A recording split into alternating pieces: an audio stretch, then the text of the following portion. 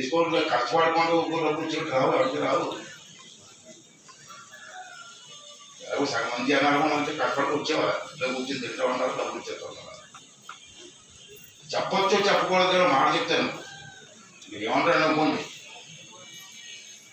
ఏమంటే అనుకోండి, నేను లెక్కే నమ్మాయి నా స్టైలే లేవు. చంద్రబాబు గారు పెన్షన్ ఇస్తున్నారు, మనిషి 4,000 రూపాయలు ఇస్తున్నారా? 3 రోజుల క్రితం రాష్ట్రం అంతా ఎంక్వైరీ చేస్తే తప్పుడు వయసు చేసుకొని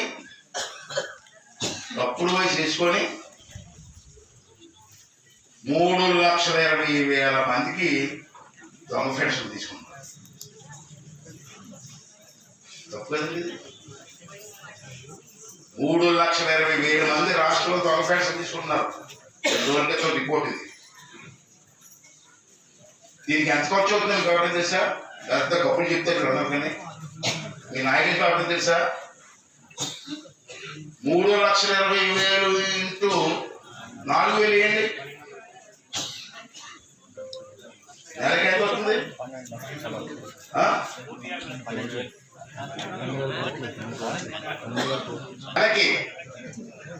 నెలకి ఈ తప్పుడు పెన్షన్ తీసుకున్న వాళ్ళకి దొంగ పెన్షన్ అంటాను, దొంగతనం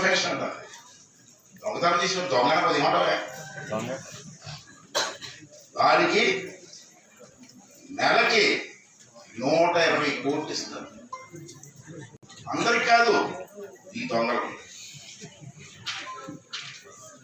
నెలకి. మరి సంవత్సరానికి ఎంత అయింది?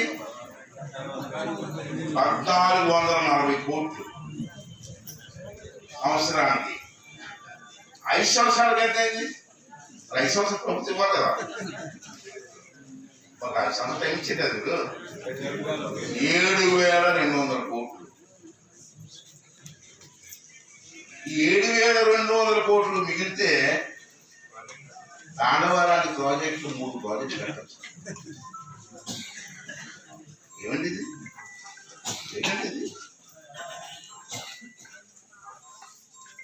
ఇంత డబ్బు అండి, 7,200 కోట్లు అండి. 700 కోట్లు కాదు. ఎంతవరకు న్యాయం అంటారు? తీసేస్తే ఓట్లు వేయమంటే చూసుకో, దొంగలు కూడా ఇచ్చేస్తారండి ఇక్కడ. అల్లుడు నాకు ఇవ్వండి, కాదట్లా ఇంకొక మందికి ఇవ్వండి. మా చంద్రబాబు నాయుడు కూడా చెప్పాను నేను, తప్పు అండి అది.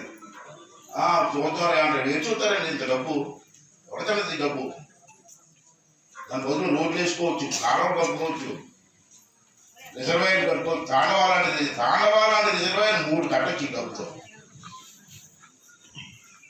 ఒకసారి మనం కూడా ఆలోచించాలి కదా, ఎవరి సొమ్ము ఇదంతా ఎక్కడికి వెళ్తుంది సొమ్ము?